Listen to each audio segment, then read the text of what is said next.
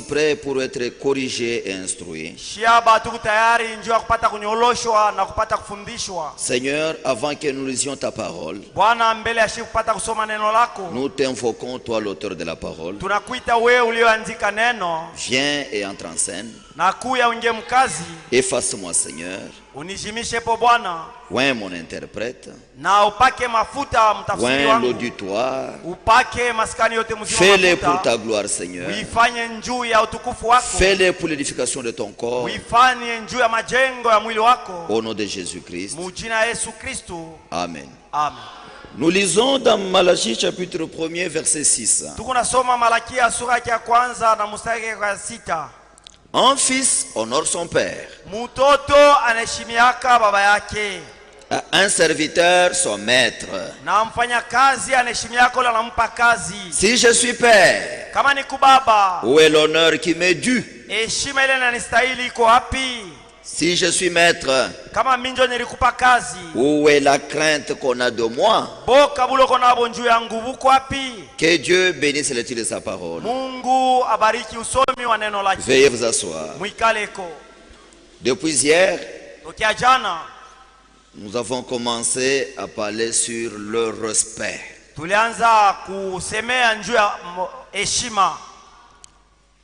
Dieu n'est pas un grand-père.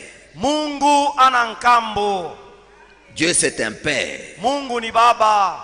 Un bon père. Un père tendre. Mais c'est un père sévère. Et il mérite le respect et la considération. Tout le monde doit respecter Dieu. Qui que tu sois, païen ou chrétien, riche ou pauvre, petit ou grand, tu dois craindre Dieu. Il est digne d'être craint. Et chacun de nous ici doit respecter Dieu. Parce qu'il est notre Père. Et réellement il l'est. Et nous prions souvent disant: notre Père qui est aux cieux. C'est là qu'est notre Père. Et si sur la terre nous n'avons pas d'autre Père, c'est pourquoi le Seigneur a dit: n'appelez personne Père sur la terre. Tous vous avez un seul Père, c'est celui qui est dans les cieux. C'est vrai. Dieu exige le respect envers lui-même, envers son nom, envers le service divin. Dieu exige le respect envers ses serviteurs. Envers ses serviteurs. Et si vous respectez l'homme de Dieu, vous avez respecté Dieu. Si vous recevez un homme envoyé de Dieu, c'est Dieu que vous avez reçu. C'est pourquoi Jésus dit dans Matthieu chapitre 10 verset 40: celui qui vous reçoit me reçoit. Et celui qui me reçoit reçoit celui qui m'a envoyé. Et dans Psaume 105 verset 15 il dit: ne touchez pas à mes oins et ne faites pas de mal à mes prophètes. Et même les hommes de Dieu doivent se respecter entre eux. Ils ne doivent pas s'humilier, pas se ridiculiser. Non. Même si tous nous sommes ministres, tous ne sont pas de la même pluie. Non. Le respect doit régner parmi les hommes de Dieu. Et nous avons vu hier ce qui était arrivé avec frère Franck à Alep. Alep. Quand frère Franck est parti, Alep n'a pas reconnu sa visitation.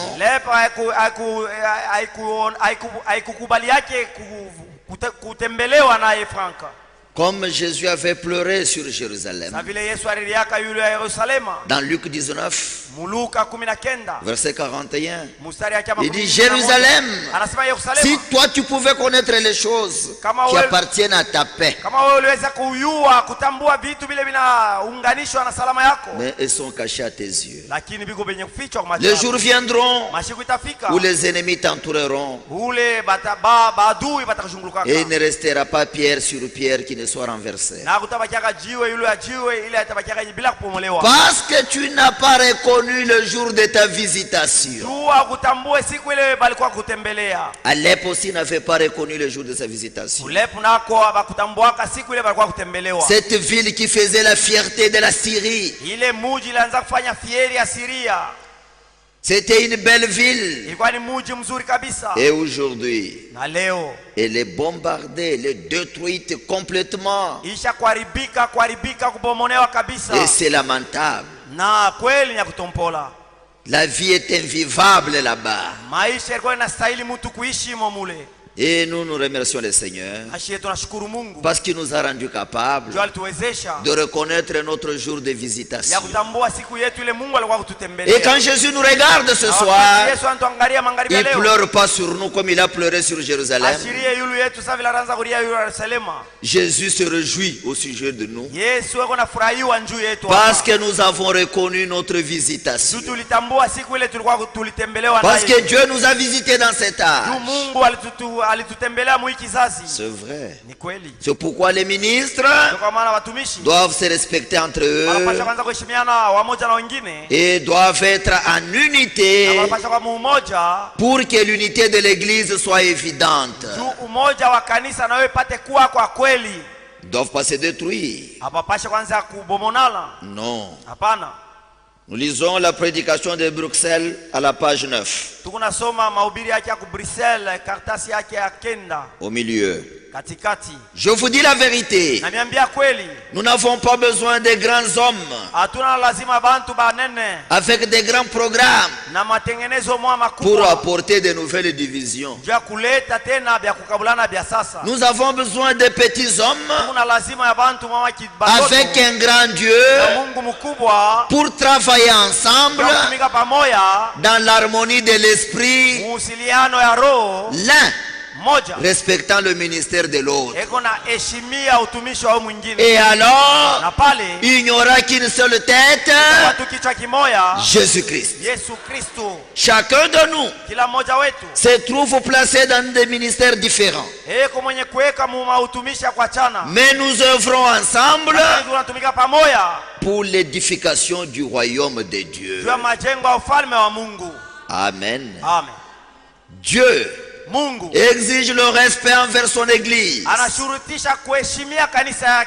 L'église, ce sont les appelés à sortir hors d'eux. Et tous ceux qui sont sortis, ils n'acceptent aucun faux enseignement, aucune interprétation. Ils ont besoin d'entendre ce que leur Seigneur dit. Dieu veut que nous respections l'église. L'église, c'est la peau de Dieu. L'église, c'est le voile de Dieu. Dieu se voile dans son église. C'est son institution à lui. L'église, c'est la colonne et l'appui de la vérité. Pas d'erreur, pas d'interprétation. Ce n'est pas un pieux château de mensonges. Mais l'église, c'est la tente d'assignation. L'église, c'est l'attente des révélations du Dieu Tout-Puissant ici sur la terre. L'église, c'est la portion de Dieu. Et elle est ointe de l'Esprit de Dieu. C'est pourquoi nous devons respecter l'église. On ne doit pas parler du n'importe quoi sur l'église. L'église, c'est la portion de Dieu. C'est le trésor de Dieu sur la terre. Les grands dieux qui s'est révélé dans l'Ancien Testament sous forme de la colonne de feu, s'est déversé totalement dans son Fils Jésus-Christ. Et aujourd'hui, il s'est déversé dans son Église entière et pas dans un seul homme. Tout ce qui était Jéhovah a été déversé en Jésus-Christ. Et tout ce qui était en Jésus-Christ a été déversé dans son Église. Pas dans William Branham seul. Non. Il n'est qu'un membre de l'église. C'est pourquoi, mes bien-aimés, nous devons nous respecter mutuellement. Pourquoi? Parce que nous vivons dans la dispensation la plus dangereuse aujourd'hui. Dieu vit dans les hommes et les femmes. Dieu le Créateur dans les hommes et les femmes. C'est ça la dispensation dans laquelle nous vivons. Le frère que tu as toujours critiqué là, le frère que tu as toujours méprisé là, s'il a l'Esprit de Dieu en lui, faites attention, parce que c'est une partie de Dieu. La sœur que tu as toujours méprisée, parce qu'elle vient te demander à manger. Mais si elle a Dieu en elle, tu ferais mieux de faire attention. C'est vrai. Et si vous respectez l'église, c'est Jésus-Christ que vous respectez. Mais si vous persécutez l'église, c'est Jésus-Christ que vous persécutez. Amen. Amen. Tu cherches quel Jésus? Que chacun regarde son voisin. Regardez-vous. Tu as vu, hein? Tu as vu Jésus à tes côtés. Et comment tu les traites?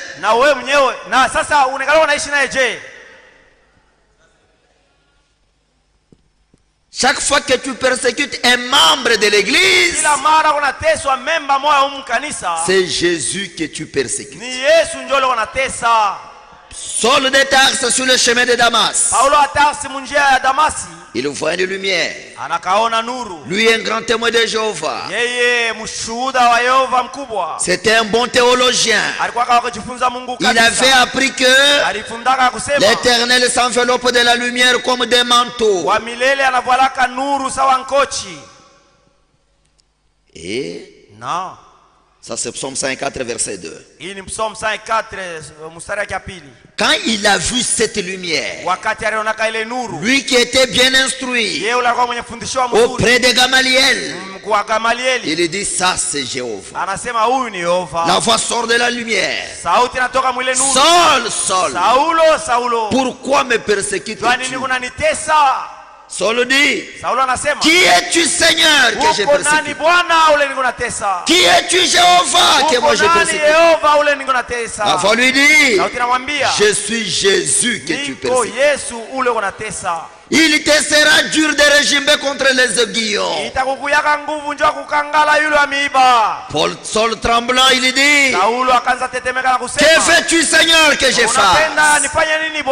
Et toi, quand tu entends la parole de Dieu, ton cœur est dans quel état? Saul, quand il a entendu Dieu lui parler, il a dit: que fais-tu, Seigneur, que je fasse? Est-ce que tu te poses la même question? Amen. Amen. Il dit: je suis Jésus que tu persécutes. Nous sommes dans Actes chapitre 9. Et dans le psaume 82, depuis le verset 6, le Seigneur dit: j'ai dit, vous êtes des dieux.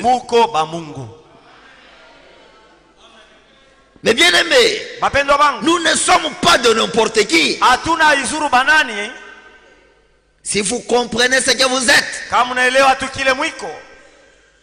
vous allez vivre en conséquence. Il dit: j'ai dit, vous êtes des dieux. Vous êtes tous le Fils du Très-Haut. Mais vous mourrez comme tous les hommes. Vous tombez malade comme tous les hommes. Mais vous n'êtes pas tout le monde. Amen. Amen. Nous devons respecter l'église. Ne créons pas de troubles au sein de l'église. Pas de murmures au sein de l'église. Pas de sectes parmi nous. Personne et personne n'a le droit de mépriser l'église. Personne n'a le droit de dédaigner l'église. Peu importe ce qu'il y a. Même si on a mal tranché ton dossier, faites attention. Ne méprise jamais l'église du Seigneur. Si un frère t'a escroqué, il va à Dubaï, tu lui donnes l'argent qui t'amène aussi des marchandises, et il a bouffé ça. Et c'est l'église qui a escroqué. Et pourquoi dire l'église des escrocs? Ça c'est un manque de respect. Vous trouvez une soeur, un frère l'a suivi. Sœur, je vais te prendre à mariage, mais ne dis à personne. Toi aussi tu gardes secret. Tu ne dis ni à tes conducteurs, ni à tes parents. Vous évoluez, tu es enceinte, et il fuit. Et c'est le problème de l'église. C'est pas l'église. On doit avoir le respect pour l'église. C'est ton mari qui t'a frappé. Est-ce que nous disons à vos maris de vous frapper? Il est incrédule à la parole. Et il t'a frappé. Où est le problème de l'église? On doit respecter l'église. Vous trouvez un frère qui se brouille avec sa femme. La sœur dit: ça va, je vais appeler les diacres. Comme ça que le diacre vienne un peu nous aider. Si les diacres peuvent passer ici. Quel manque de respect. Si venait ici, c'est lui qui sera ton mari. Ça c'est grave. Il est niatari. C'est grave, mes bien-aimés. Niatari bapendwa bangu. Vous trouvez un frère qui va se fiancer à l'insu de ses conducteurs. C'est un manque de respect. William Branham dit: parlez à votre pasteur à propos de toutes petites choses. Est-ce que le mariage c'est une petite chose? Et toi tu entres dans le mariage, ton pasteur ne connaît pas.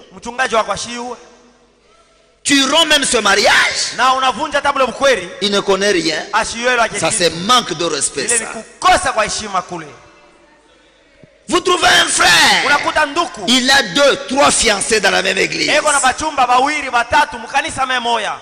Il joue avec le cœur des gens. Eko na cheza na maroho ya batu. Ça c'est manque de respect. Ile ni kukosa kwa heshima kule. Ça ne peut pas exister parmi nous. Abiezi kwa bintu vya vile bezi kukwako katikati yetu. Soit une sœur, wewe dada au dada qui entretient des relations avec 3 fiancés à la fois. Ule anajichumbia kwa fiancé batatu kwa mara moja. L'un il a eu sur internet, mmoja alimpata pa internet, l'autre au campus, mmoja ni wa campus, et l'autre est dans l'église. Lakini mwingine huyu ndio kwa mkanisa. Ça c'est jouer avec du feu. Ile shini kucheza na moto, ile unacheza na. C'est manque de respect ça. Ni kukosa kwa heshima kule. Est-ce que tes conducteurs connaissent ça? Eti wachungaji wako wana ile mambo ile.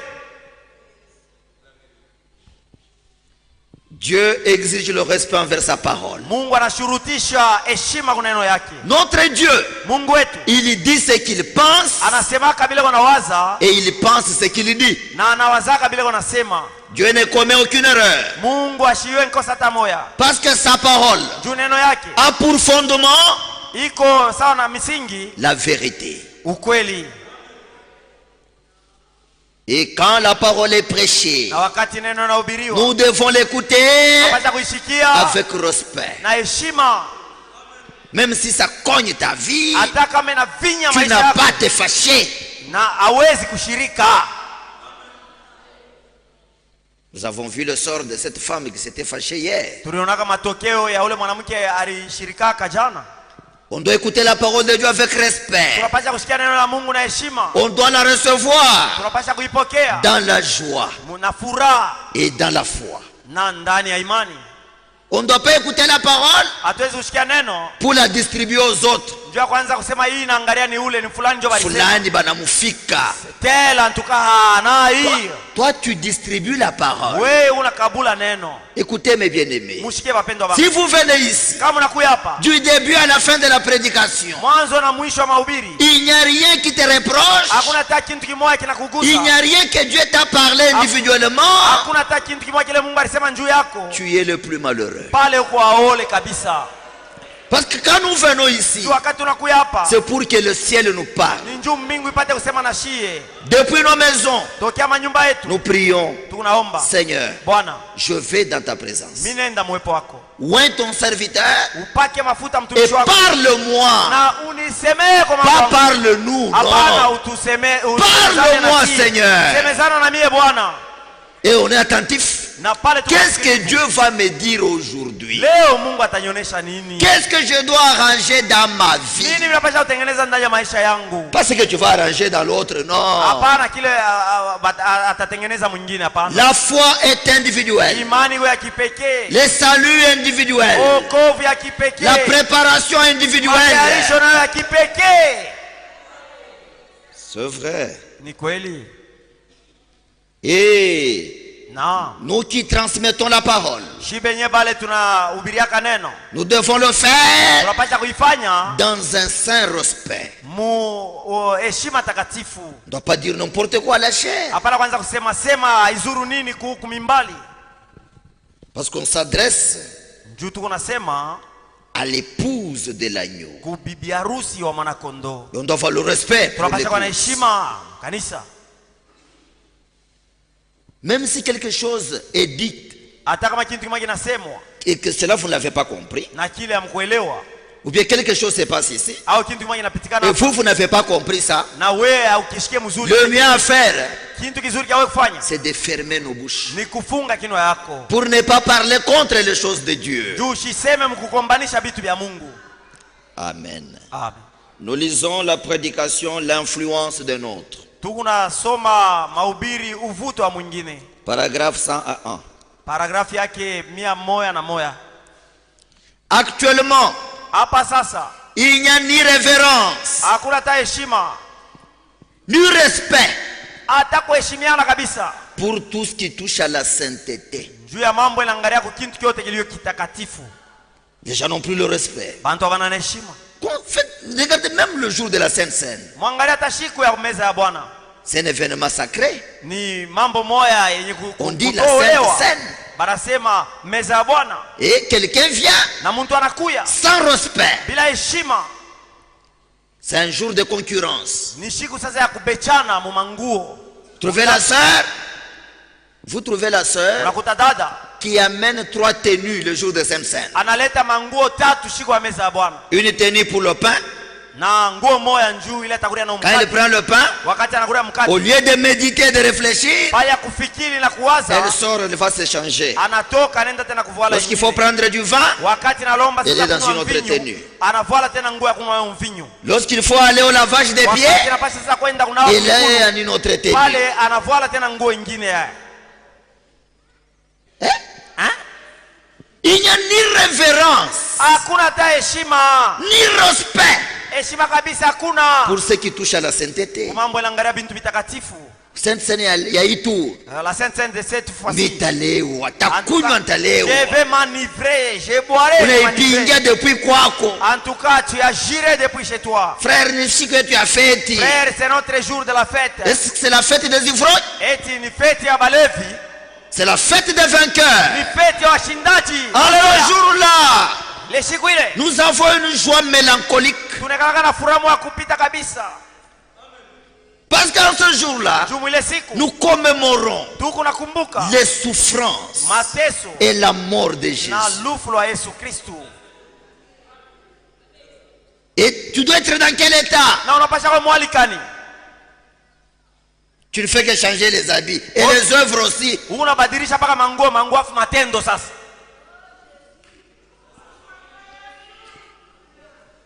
Il n'y a pas de révérence, Hakuna adabu, pas de respect, hakuna heshima, ni pour Dieu, hata njoo ya Mungu, ni pour son peuple, hata njoo ya watu wake, ni pour sa parole. hata mbele ya neno yake. La parole est prêchée.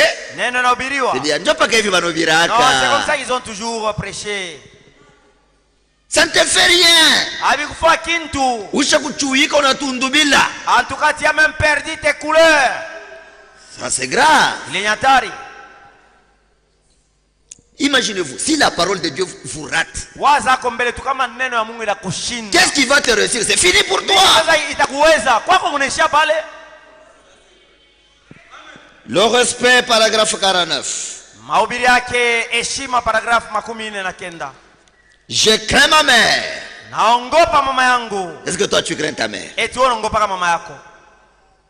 Ta mère, tu la crains? Mama yako unamwongopaka. Est-ce que tu la respectes? Eti unamheshimiaka. Tu sais comment tu la réponds? Unaiwaka namna gani unamjibwaka? Si elle dit Marie, Kama nasema Marie, est-ce que tu as fait la vaisselle? eti ulisafisha masani? Maman, Mama, fiche-moi la paix, je le ferai demain. uniacheko mbele mpepo nitabifua kesho. Et puis tu viens ici, Na unakuya hapa, tu chantes. unaanza kuimba. Jésus revient, alléluia. Kuya, haleluya. C'est manque de respect ça. Kukosa kwa heshima kule. Je crains ma femme. Niko naongopa bibi yangu. Est-ce que toi tu crains ta femme? Eti wewe unaongopaka bibi yako. Est-ce que tu respectes ta femme? Eti unamheshimiaka bibi yako. Le messager dit, Mjumbe anasema, je crains ma femme. niko naongopa bibi yangu. Est-ce que toi tu crains ta femme? Eti wewe unaongopaka bibi yako. Tu la déshonores même en public. Unekala unamkosea heshima hata mbele ya watu wa mingi. Je crains mon église. Niko naongopa kanisa yangu. C'est lui qui parle ici. Huyo unasema hapa. C'est le messager de l'âge de la Odyssée. Ndio mjumbe ya kizazi ya Laodikia. Il dit, Anasema, je crains mon église. niko naongopa kanisa yangu. Si le messager craignait son Kama église, mjumbe yeye alianza kuongopa kanisa yake. à combien plus forte raison nous? Mara ngapi sasa shie? Je crains tous les serviteurs de Dieu. Niko naongopa watumishi wote wa Mungu. Est-ce que toi tu les crains? Eti wewe unaongopaka. Peut-être toi tu crains seulement les visiteurs. Pengine wewe unaongopaka tu watumishi bageni. Mais les locaux que vous avez, Lakini watumishi wenyewe wale Mungu nabo est-ce que hapa. vous les craignez? Eti mnaongopaka. Est-ce que vous le respectez? Eti mnawaheshimiaka. Vous parlez d'eux sans réserve. Mungu nasema mambo yabo bila hata kujizuiza.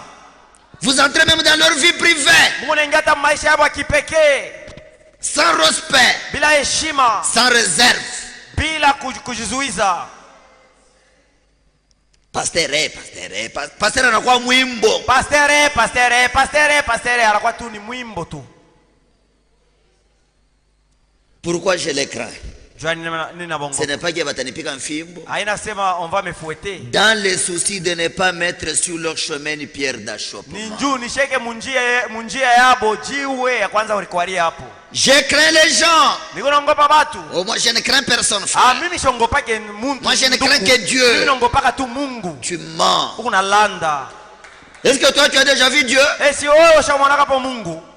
Imaginez-vous, quelqu'un n'a jamais vu Dieu, mais il pense aimer Dieu tout en haïssant son frère qui le voit. C'est un hypocrite.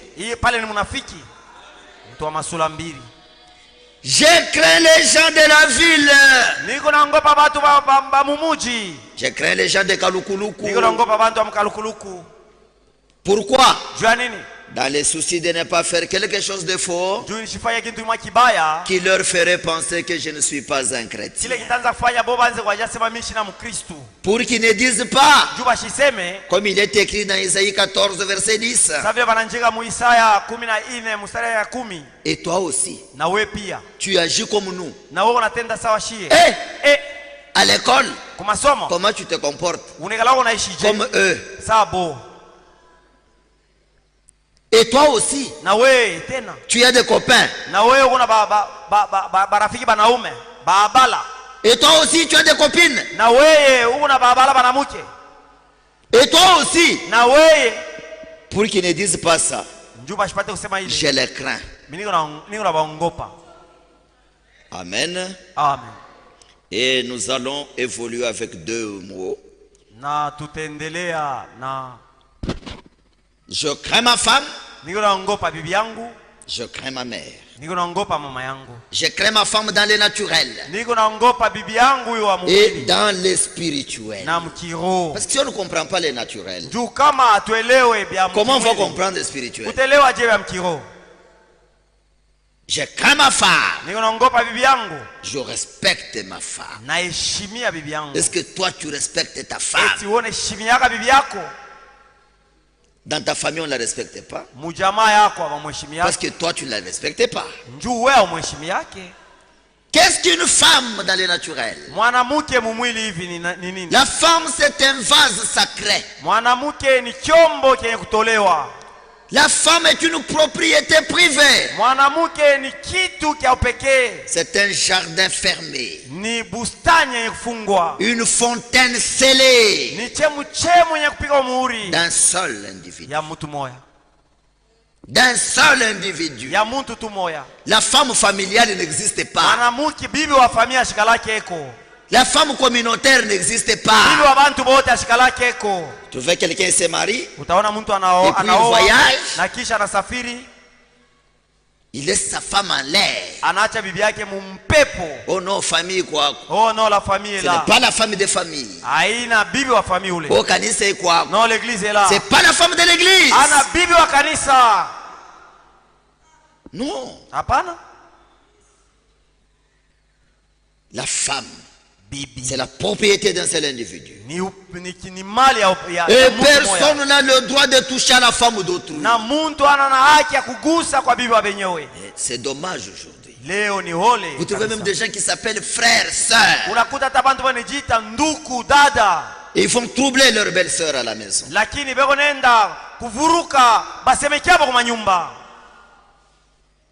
C'est un manque de respect pour le mariage. Et la femme, c'est un don du ciel. Proverbe 18, 22.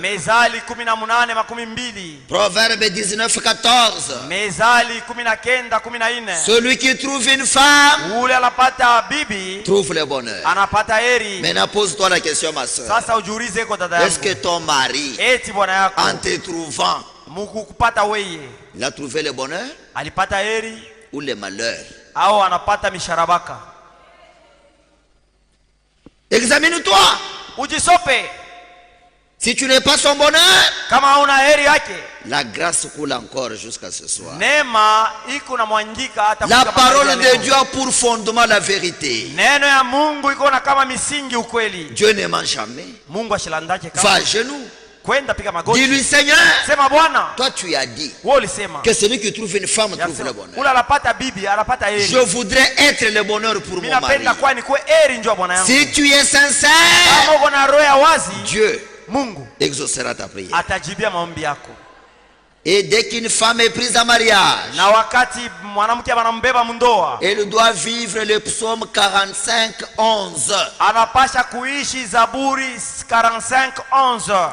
Psaume chapitre 45 verset 11. Zaburi 45 mstari ya 11. Ça dit quoi? Inasema nini? Écoute ma fille. Sikia binti wangu. Vois et prête oreille. Ona nateka sikio. Oublie ton peuple. Sababu bakwenu. Et la maison de ton père. Na nyumba baba yako. Amen. Amen. Ça signifie quoi? Maana yake nini? Ça ne veut pas dire que haina kusema si tu vas au mariage, kama wanakoa, tu ne peux pas aider ta famille. Hawezi kusaidia jamaa yako. Non, moi j'ai déjà quitté mon peuple. Hapana, mimi nishakutoka mbakwetu. Ce n'est pas ça. Haina vile. Quand vous aurez des problèmes dans le mariage, wakati utaanza kupata mambo mundoa, quand vous aurez les ennuis dans le mariage, wakati utapata misharabaka mundoa, les difficultés, magumu, n'amenez jamais les dossiers de couple dans vos familles. Usipeleke kama mambo ya bibi na bwana mu majamaa yenu. Ne le faites jamais. Usikaifanya hata. Écoute ma fille. Binti yangu. Oublie ton peuple. Et la maison de ton père. Na nyumba baba yako.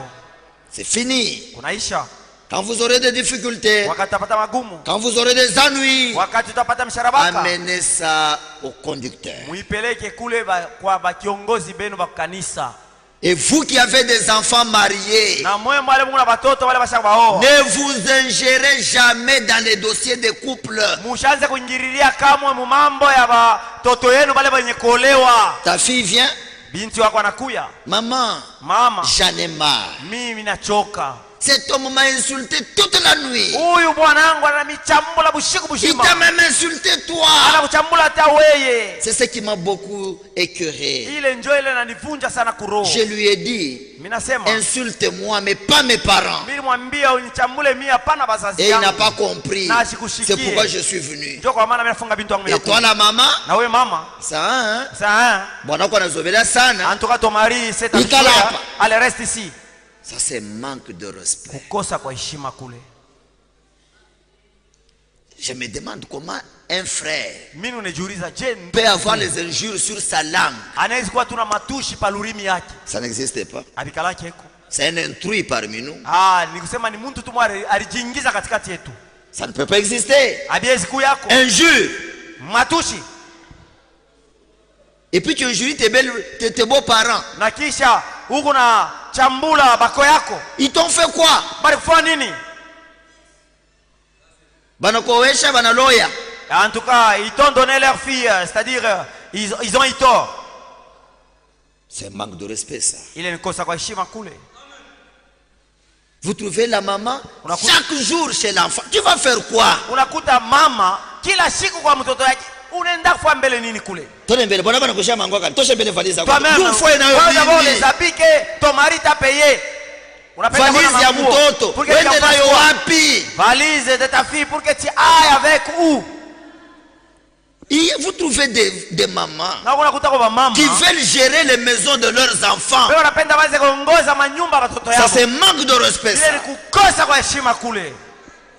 Ne faites pas ça. C'est manque de respect. Non. Tu ne dois pas diriger la maison de tes enfants.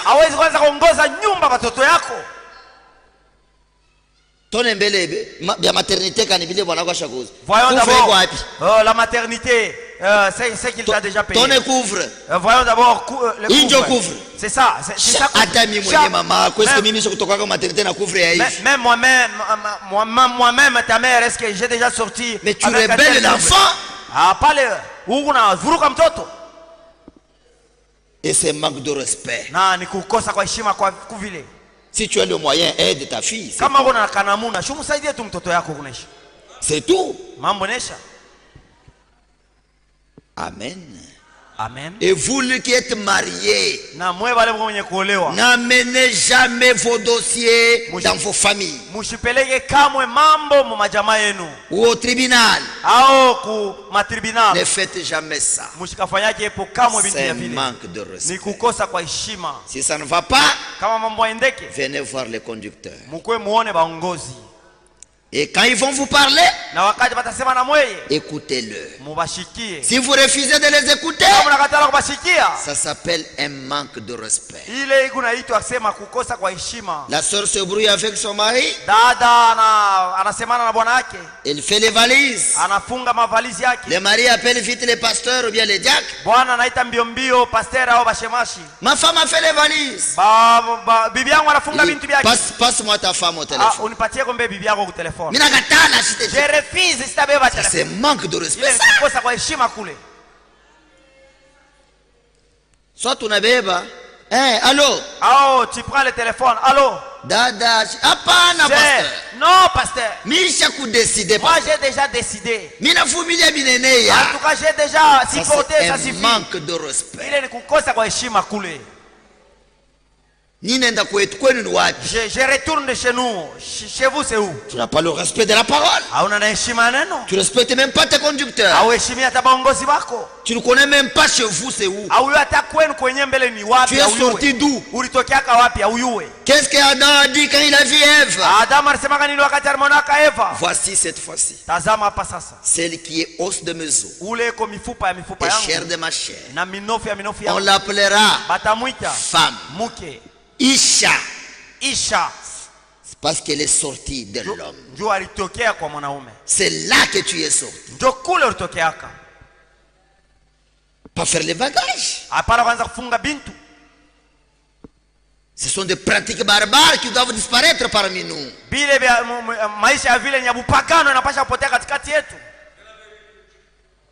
C'est vrai, mes bien-aimés. Allez lire Deutéronome 17. Depuis le verset 9 jusqu'à 12.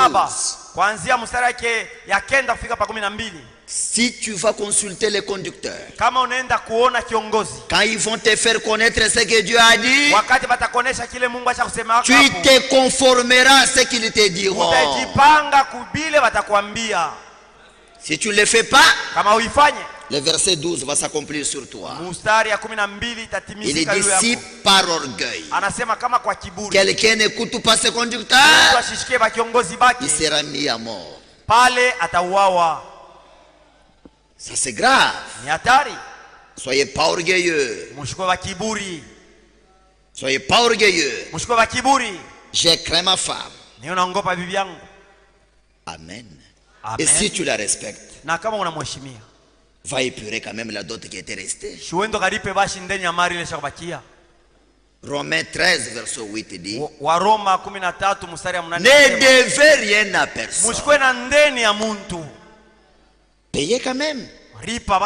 Si vous n'avez pas de moyens, ça va. Mais si vous en avez, soyez pas méchants. L'église aussi. C'est un vase sacré. C'est une propriété privée, exclusive. C'est un champ de Dieu. 1 Corinthiens 3:9 dit, vous êtes le champ de Dieu. L'église, c'est le champ de Dieu. C'est un jardin scellé de Jésus-Christ seul. Ce n'est pas le champ des ministres. Ce n'est pas le champ de Branham. Non. Et Branham et nos conducteurs, tous sont nos frères. Mais parmi nos frères, parmi nous tous ici, il y a des frères que Dieu a élevés, qu'il a placés au-dessus de nous pour nous diriger et nous conduire. Et 1 Thessaloniciens 5 verset 13 dit, la version d'Arbi dit, estimez-les très haut. devez estimer vos conducteurs. Inapasha mbaone na kubabeba sawa. Tous nous sommes frères. C'est vrai. Ni bya kweli. Mais parmi les frères, il y a des gens que Dieu a placés et que nous devons estimer. Amen. Amen. Il est vrai que Jésus a dit dans Matthieu 23, depuis le verset 7, on peut lire rapidement ça. Matthieu 23, verset 7. Il est dit, il parle des pharisiens. Ils aiment être salués dans les places publiques. Ils aiment être appelés par les hommes Rabbi, Rabbi. Mais vous, ne vous faites pas appeler Rabbi, car un seul est votre maître et vous êtes tous frères. Et n'appelez personne sous la terre votre père, car un seul est votre père, c'est lui qui est dans les cieux. Ne vous faites pas appeler directeur. Il y a des gens, quand on l'appelle frère, il voit comme si on l'a humilié, on l'a diminué. Si Jésus m'appelle son frère, c'est le rang le plus élevé. Hein?